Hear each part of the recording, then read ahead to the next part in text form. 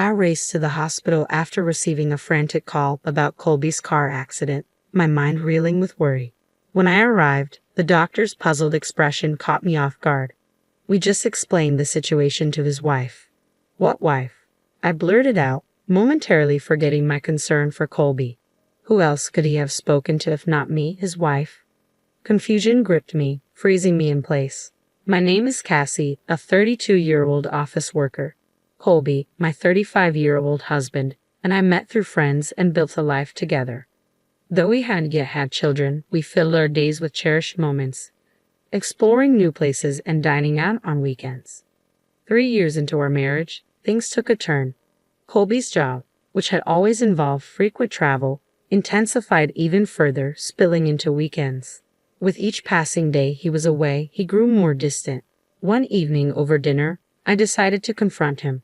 You're always working. Can't you pitch in more around the house? We used to share chores when we both worked, but lately it feels like it's all on me. Watch your tone. I work hard, you know. Colby snapped, throwing his fork down angrily. I was stunned into silence as he stormed off to bed. I sensed something was amiss with his sudden outburst. Lately he hadn't been discussing work at all.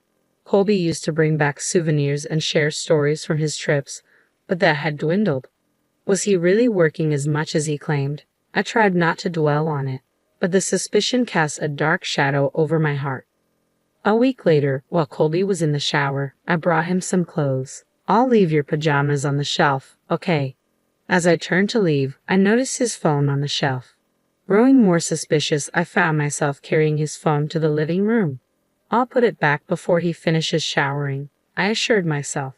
Quickly, I checked his emails, WhatsApp messages, and photos, but found no signs of infidelity. Relief washed over me, yet guilt gnawed at my conscience. You went through my phone, didn't you? Colby's voice startled me, leaving me speechless. After checking it in the living room, you should have returned it to where you found it. I have tracking enabled. It was used while I was in the shower. It had to be you. I'm sorry. Your behavior has been so strange lately, I couldn't help but wonder. I confess, my apology sincere yet remorseful. Besides, when I checked the contents of my phone, I felt a little anxious. Did you find anything? Nothing at all. I'm just focused on my work. It hurts to be suspected like this. I'm truly sorry, but I can't continue living like this. Let's get a divorce. His sudden declaration stunned me. I'm sorry for looking at your phone without permission, but I'm struggling to understand why you're suddenly talking about divorce. Can we talk about this? If you show sincerity, maybe I'll reconsider, I pleaded, hoping for a heartfelt response from Colby.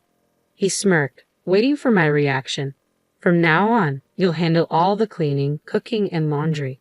Basically, you'll become the housekeeper. His demand was unfair, considering my mistake. However, I couldn't agree to it. I've already apologized. Words aren't enough. Show me through your actions, or do you really want a divorce? Fine, I understand. Reluctantly, I agreed to Colby's terms for now, hoping he would eventually forgive me.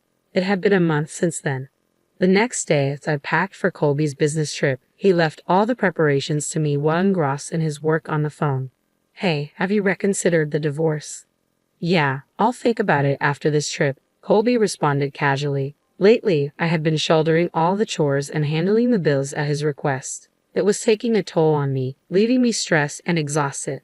His words brought a wave of relief. I wish we could go back to taking trips together, I murmured to myself as I packed his luggage. But that Sunday afternoon, when Colby was due back from his trip, everything changed suddenly.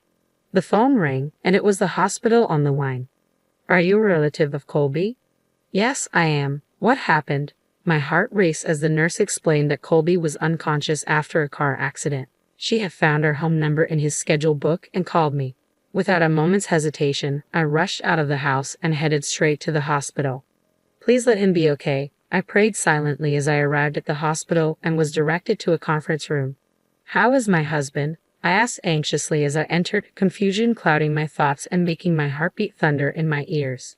We just briefed his wife on the situation, the doctor replied, casting me a puzzled look. What? I exclaimed in shock at the doctor's unexpected revelation. What are you saying? The doctor explained that Colby was in the car with another woman during the accident. Both were unconscious. Yes, I'm so sorry, I admitted, finally convinced by the evidence she showed me. As she opened up, she introduced herself as Effie, revealing she worked for one of Colby's client companies. He had deceived her into believing he was single and they had been in a relationship for a year. They were even planning to marry soon and had purchased the condo together. He bought a condo. Yes, we picked it out together. He said he would take care of everything. The shock hit me hard. He must have been using the money I contributed to our household expenses for that condo. I had told the doctor I was his wife because I had no idea he was already married. I'm truly sorry. Effie apologized, her voice filled with sincerity and tears threatening to fall. Initially, I had wanted to confront and blame his mistress, but now I felt more pity than anger towards her. She, too, had fallen victim to Colby's deceit. Please don't blame yourself. You were deceived by him just like I was. Instead, I have a favor to ask. I proposed to Effie, who regarded me with uncertainty. What do you say we team up to get back at Colby? Her expression shifted to confusion at my unexpected suggestion. I don't want anything to do with a liar like Colby anymore. Effie cautiously agreed to my proposal. I'm sure she feels some anger towards him too. I can't let this go unanswered. With that settled, we exchanged grins and shook hands, plotting our revenge. Starting the next day, I continued to care for Colby as if nothing had changed. Effie also visited him discreetly when I wasn't around, ensuring he remained oblivious. Throughout it all, Colby continued to treat me poorly. Finally, the day of his discharge arrived, and I drove him home. Drive more carefully. I'm injured, you know, he remarked casually from the passenger seat.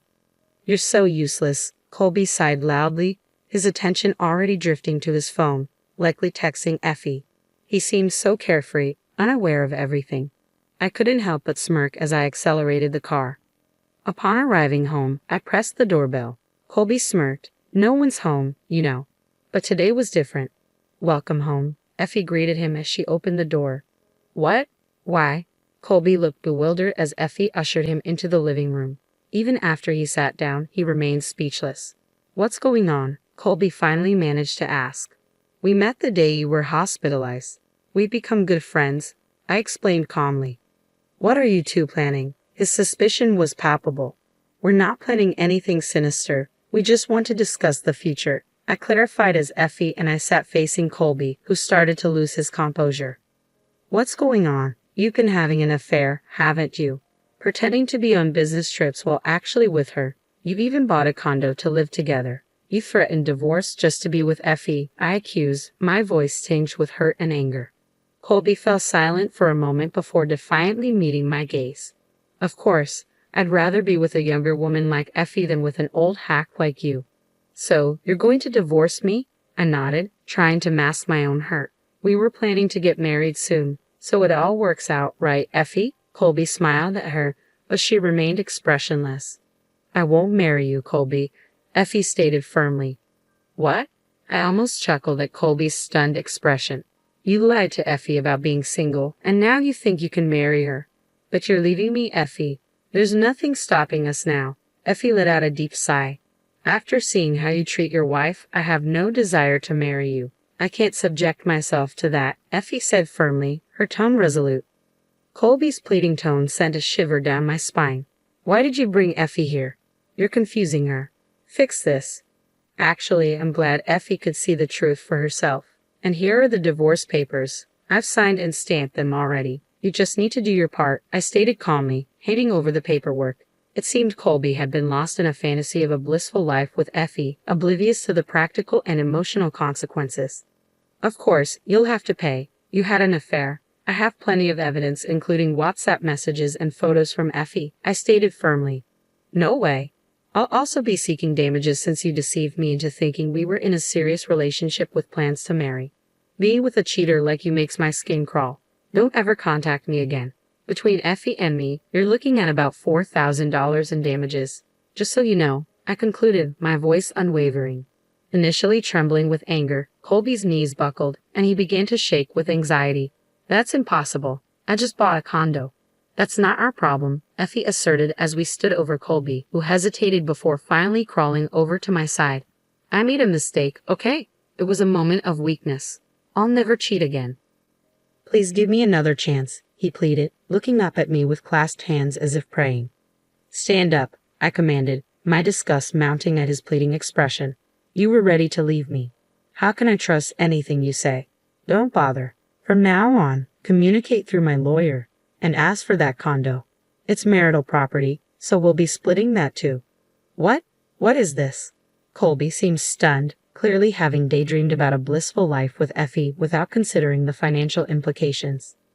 Leaving our lawyer's business card on the table in front of him, Effie and I stood up and walked away. Wait, what am I supposed to do if both of you leave me? My leg isn't even healed yet. Colby's desperate plea echoed down the hallway, followed by a loud thud as he stumbled with his crutches. Effie and I exchanged a glance but remained unmoved, leaving him to struggle on his own. I never want to see your face again. Goodbye, I declared firmly as we walked away, leaving Colby behind. Later, the divorce proceeded smoothly, and I successfully claimed damages in court. News spread through his workplace, leading to Colby's suspension for misusing company resources to contact his mistress. Eventually, he resigned. The condo he purchased with Effie was sold to cover the court-ordered damages, leaving him burdened with a substantial debt, job hunting, and living frugally in a modest apartment. Meanwhile, Effie found happiness with a wonderful man and is now in a promising relationship with marriage on the horizon. I sincerely wish her the best. Life has proven to be unpredictable, and I never imagined finding myself in such a situation. Despite uncertainties about the future, I've resolved to cherish each day and make the most of it.